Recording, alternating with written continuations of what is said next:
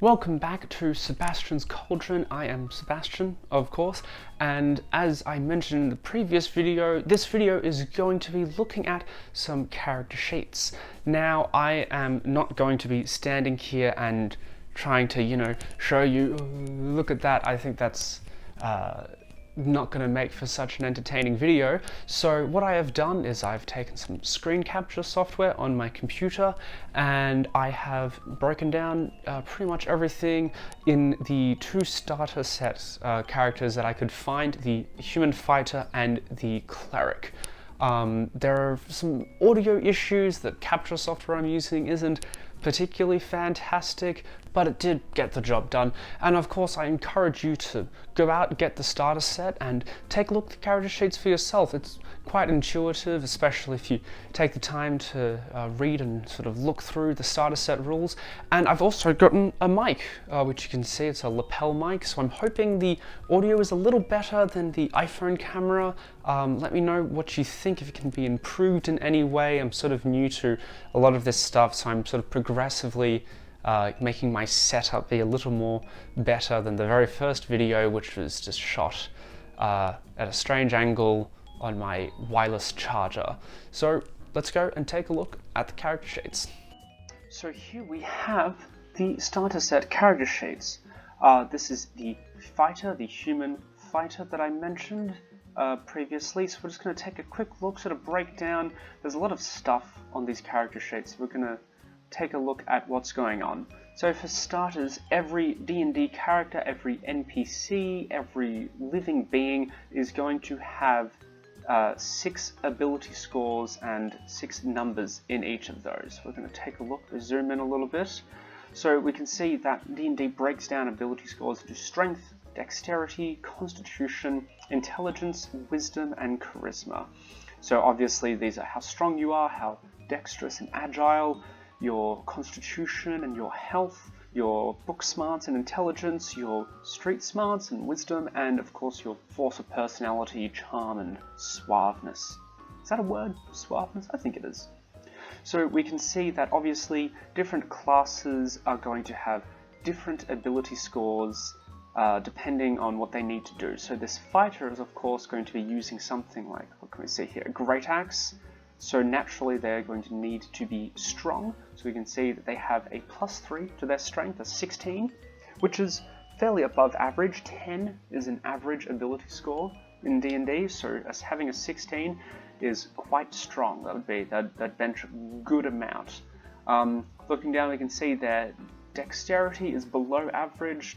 They wouldn't be as good as avoiding a fireball or something. Their constitution is above average, slightly above average intelligence, and same with wisdom and charisma. So these modifiers, the plus or minus in the case of dexterity, are going to help you when making ability checks, skill checks, attacks, pretty much anything that you would be rolling your 20-sided die for. So speaking of rolling, let's look at abilities and skills. So with our skills, over here we can see they're organized in alphabetical order. You can see the name of the skill and then the associated ability with it. So acrobatics is of course linked to dexterity, whereas something like athletics would be linked to strength. Now we can see that some of these have a little black circle next to them rather than the sort of open circle here. The black circle indicates that this character is proficient in the skill. Which will mean that they add a special proficiency bonus, which we can see up here, as well as the associated ability. So for example, this human fighter has proficiency in athletics, so it has a +5. That +5, where does that come from? It comes from our +3 strength and our +2 proficiency bonus. They seem to be proficient in history as well, and perception and persuasion. So they're going to be pretty good at trying to persuade people, pretty good at spotting things, and reasonably good at knowing sort of the general history of events and things in your DM's world. Scrolling up, we can see some more important information, our armor class, how well armored you are. So this number is going to be the number that the DM is going to have to roll to see if it can beat or meet when making an attack. You can see the initiative is about how quickly you can act in combat. So at the start of combat, everybody will roll a 20-sided die, and they will add their or subtract their initiative modifier to see who acts first. Sort of creates a sort of turn order sort of system. Our speed is obviously going to be important in determining how far we can move in a given turn. Our hit point maximum is going to tell us how many hit points we have, and any temporary hit points can be put here. Our hit dice, which would be the dice that is used to determine how many hit points we get when we level up. Our death saves, so when you're unconscious you will be rolling death saves to see if you succeed and stabilize, or if you fail and your character dies. Now to the right of that we can see our personality traits, ideals, bonds and flaws. These can be really helpful in breaking down characters' personality and how to sort of roleplay them. So obviously this character has a noble background, so their ideals, bonds, flaws and personality are going to be to do vaguely with nobility. So we have responsibility, they believe that it's the duty of a noble to protect the common people. They have a bond, which is their great axe, a family heirloom, and a flaw of theirs is that they cannot resist wealth, especially gold. So this can be a good way to sort of flesh out your character a bit more, rather than just him being Steve the human fighter, or Jane the human fighter, we shouldn't presume, but rather Jane who has to get as much money as she can in order to rebuild her broken family's empire or something like that. That already is a much more interesting character than just I'm Jane and I use my great axe to attack. Speaking of great axe, we'll scroll down a little bit and we can see under attacks and spellcasting we have our two attack options, a great axe and a javelin. Once again, like when we were talking about athletics, this character has a +5 to attack, which is going to come from, of course, our +3 to strength and our +2 to proficiency. Which means if we were attacking a goblin that has an armor class of about 13 or so, with our +5, that means we would have to roll an 8 or higher. 8 + 5 = 13. So we'd have to roll an 8 or higher in order to hit. So we would be hitting that goblin more than 50% of the time, 60% or so. And when we hit, we have our damage dice. So the great axe does a d12, which is the highest damage dice that you can get in the game, and we will add +3, which is once again our strength modifier. Exciting stuff. We have a javelin as well, which isn't quite as effective, however it can be thrown up to 30 feet or up to 120 feet. Now disadvantage here, disadvantage and advantage are mechanics that will either aid or hinder you. If you are in an advantageous position, then disadvantage allows you to roll 2 20-sided dice and you can take the higher option. So you roll 2 dice, say you get a 18 and a 7, you get to use the 18. Disadvantage naturally is going to be the opposite of that. So if you rolled an 18 and a 7, you will be taking the lowest one, so you'll be taking the 7. Now on the right we have our features and traits, so we get some interesting fighter stuff. Here we have Second Wind, which allows you to heal yourself.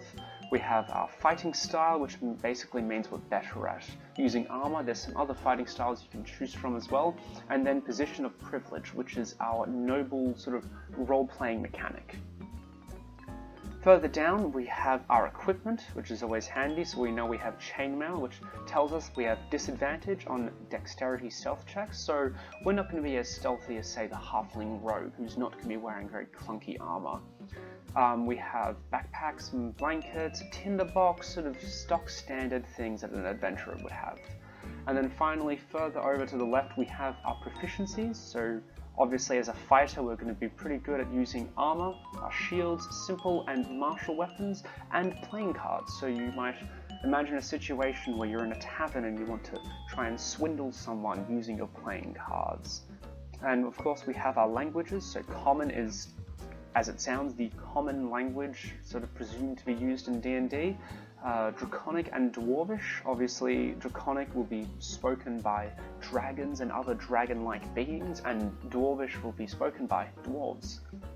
Now on the back here, we have some information about humans in the Forgotten Realms, which is the presumed setting for D&D 5th edition. You obviously do not have to use the Forgotten Realms. I don't think I have at this point in time. I'm just using my own sort of made-up world, but it can always be good to use as a jumping off point. Gives you some example names that you could use, or of course you can come up with your own names, and it gives you some information about the fighter class itself, your noble background.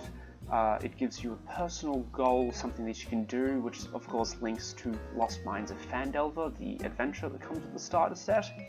And it gives you some information about your alignment. So lawful neutral means that you care about the law and order, but you are not necessarily going to be evil, you're not necessarily going to be good. So you might decide to use an Iron Fist to establish law and order. Further up, we can see a sort of roadmap for when you gain levels, which will be determined by your dungeon master, and it gives you sort of an exciting look at the things that you get when you level up. So you can get stuff like Action Surge, Improved Critical, and the most exciting thing at 5th level, which is Extra Attack. So you can attack twice instead of once, which is a fantastic boost. If we have a quick look at some of the other character sheets, we can see obviously some very similar stuff. The layout is going to be the same. There are going to be different numbers and different things. This is a cleric. Their main stat that they want to have the highest is going to be wisdom, so we can see there's a 16 there. Their strength isn't as high, but it's commendable. A 14, a +2, it certainly isn't bad. We can see that they have spells as well, so we have information about cantrips, which are spells that can be cast at will. You don't need to prepare them or expend any energy. We have information on our spell slots and the spells that we can be prepared. And of course we have information on our spellcasting ability and other cleric features that can be important to look at. So this is of course just one way to lay out your character sheet. There are many other ways of doing it, other character sheets that you can find online, but I think for beginners, this has all of the key information you could possibly need.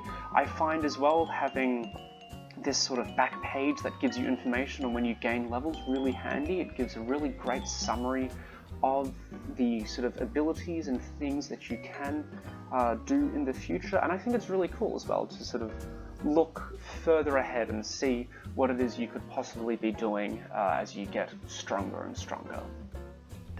So those are the starter set character sheets. I hope that was informative and sort of interesting to have a look at. I'm going to put the PDF link to those character sheets down in the blah blah thingy doobly doo down below, and I'm also going to put up a couple of character sheets from some games that I've run that have sort of some more interesting layouts. We have a gunslinger who has to worry about reloading revolvers, so there's a little revolver ammo tracker. There's also Angelo de Terra, I mentioned a couple of videos back, who has a very complicated multi-class setup, and so we had to break down his actions, bonus actions and reactions, so that can be interesting to look at. But I'll put those all in the blah blah down below, so you can take a look at those and get inspiration once again for how you want to lay out your character sheets, or just how they can possibly be done. Thank you all so much for watching. I am genuinely so grateful for the response that I have gotten to starting this channel, and to the viewers and subscribers, so I really appreciate it. Thank you so much. You can do all of the usual YouTube stuff. You can share this around, send this to your dad, your grandma, your 3rd grade school teacher if you want to. Who knows, that might be interested in D&D, and I will see you guys some other time.